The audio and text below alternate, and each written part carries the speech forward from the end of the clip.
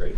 And Dan, why don't you jump in on your bullet points? Sure. So just things I learned the hard way early on.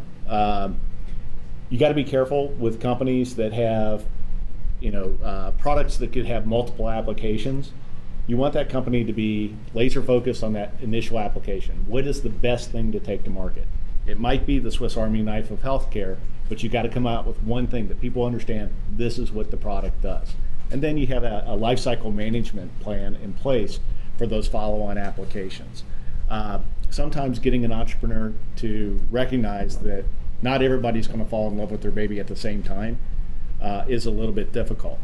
The other thing to watch out for, and it's kind of counterintuitive with that, is you can be so laser focused on, as an entrepreneur, on what you think the market needs that you miss the opportunity to make even a small pivot that changes the product completely.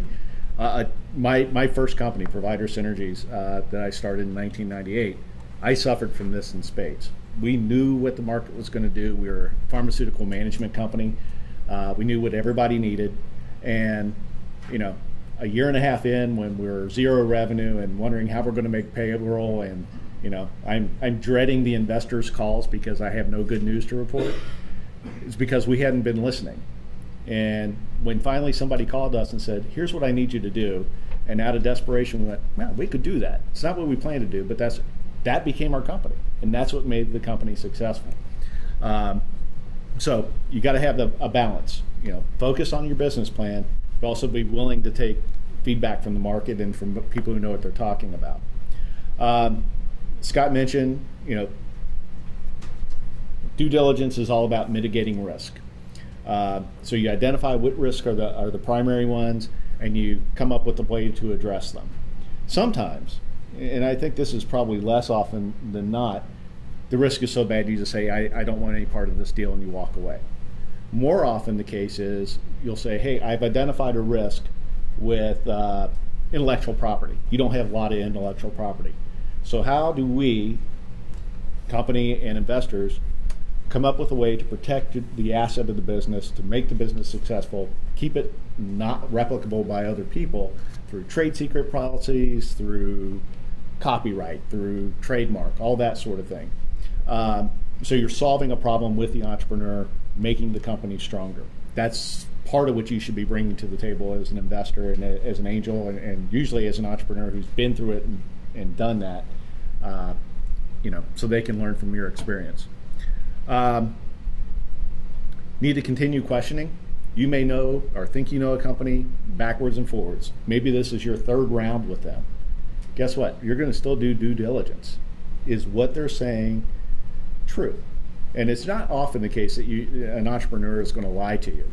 Entrepreneurs are if you read the literature, the published literature, entrepreneurs suffer from two distinct personality things. We're overconfident. We think we can solve any problem by dint of hard work and sheer will. And the other thing is we suffer from optimism bias. So we see the path. We know we're going to get there. We know how we're going to get there. But we're discounting a lot of things. And so what we're telling you may not be the truth, but it's not a lie either. It's just a mistake. But as you go through that life cycle with the company and you're in for your second round or your third tranche of the first round, whatever that might be, you're going to continue to do the due diligence that allows that investment to be successful. As I said, sometimes you find a mistake and find a fatal flaw in that business that for whatever reason you don't think it's going to go. You may have spent time. You may have spent a lot of money with your attorneys getting things drawn up. You may have hired an expert to come in and assess the technology, and you've got $10,000, $15,000 in the deal. It's hard to walk away from that. You don't want to admit that I shouldn't have come this far with this. But sometimes the best deal is no deal, and you need to be willing to walk away. I think that was all. That's great. So let's move to lessons learned, general lessons learned as angel investors. Dan? Okay. Entrepreneurs suffer optimism bias. Young angel investors suffer from optimism bias. I learned this lesson in spades, as Don said. My first deal with QCA. Company came in. I thought, man, this is great. They got cool technology. This is what the healthcare system needs. It was a health IT company, and I got to know the guys. They got to be friends, and before they could complete the deal with QCA, they ran out of cash. So I said, I'll fund it. We're going to do a deal with QCA. We're going to get this thing to market. Convinced a couple of my other friends who, to their credit, still remains my friends, to be in on the deal. And lo and behold, deal never materialized for a number of reasons, and the company had a big flaw in their product that I would never have thought to ask about. And lost everything I put in it, lost everything my friends put in it, and learned to ask a lot more detailed questions as in the next deal. Kind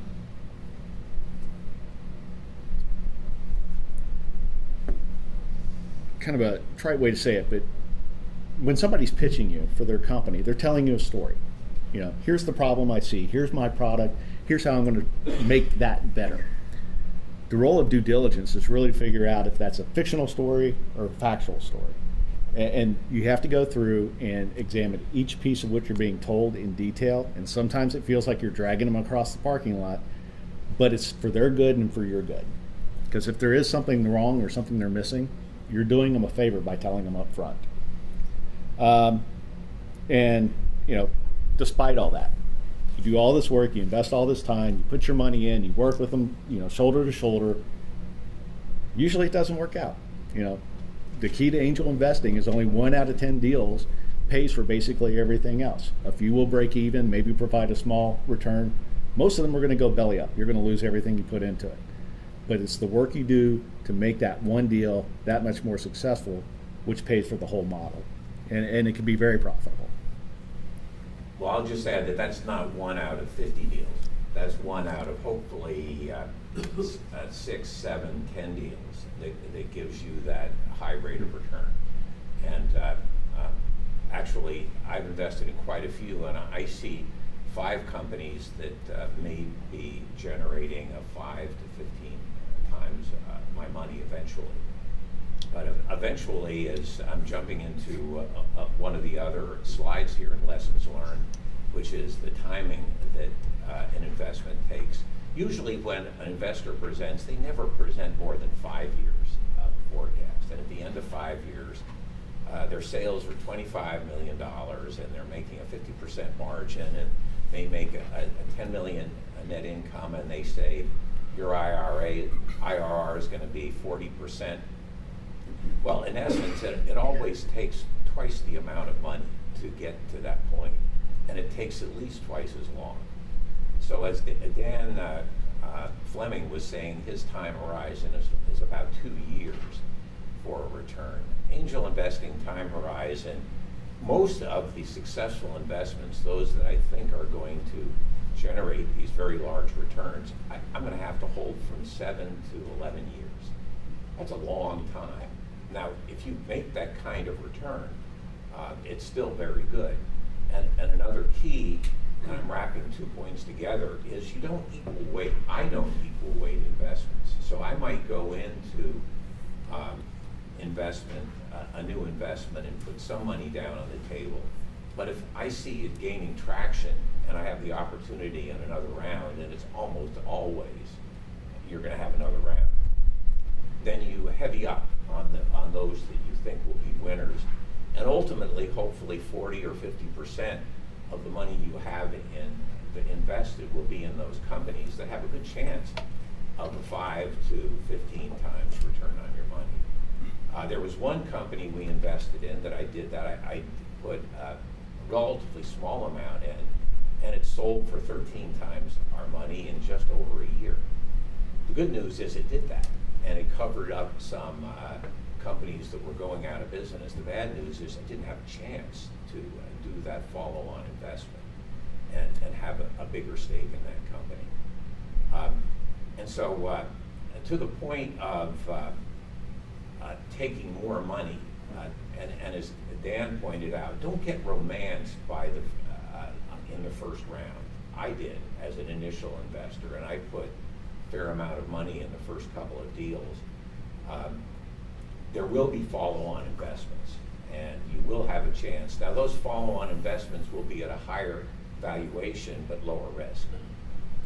In a couple of cases, I'm extreme. Out of the 5, at least 2 of them, had I not put a decent amount in up front, I wouldn't have anywhere near the kind of expected return I now believe I have.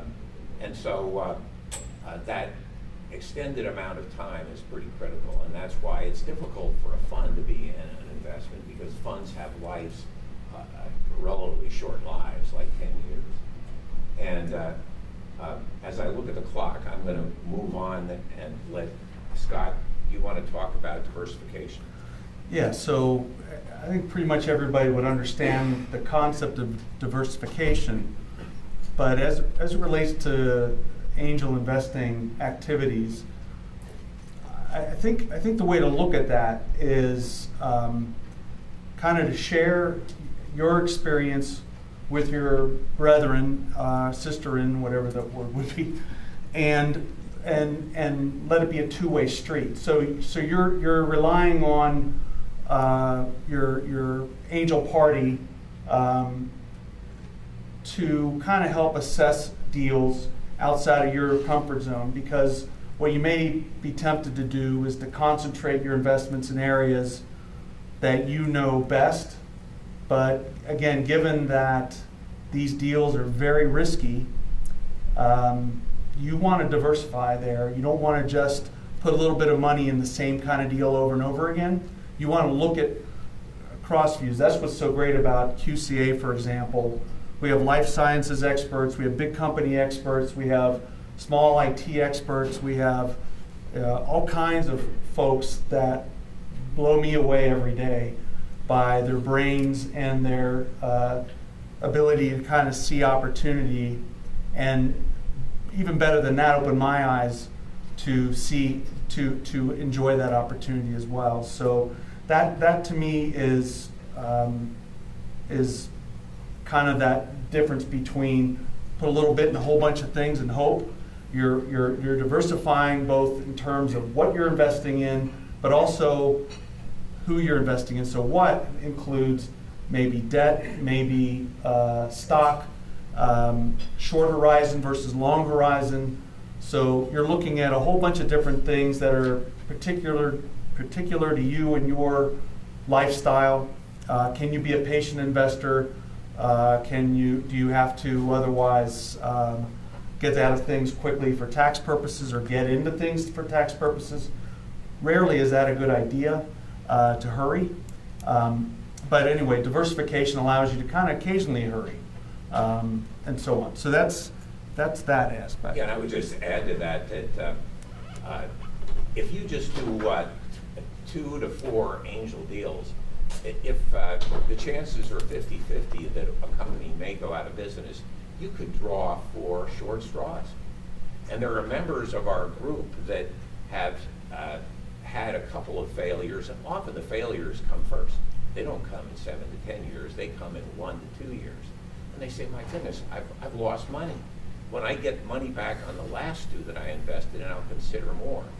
But it's pretty risky doing that. And it's like a mutual fund investing. They say if you want to be fully diversified, maybe 8 funds. Well, in angel investing, and this can take you 3 or 4 years to reach this point, being in 8 to 12 deals is kind of a must to ensure that over your overall portfolio you'll have a positive return. And if you follow the principles of putting more money in the most successful, what appear to be the most successful during follow-on rounds, you can have a very handsome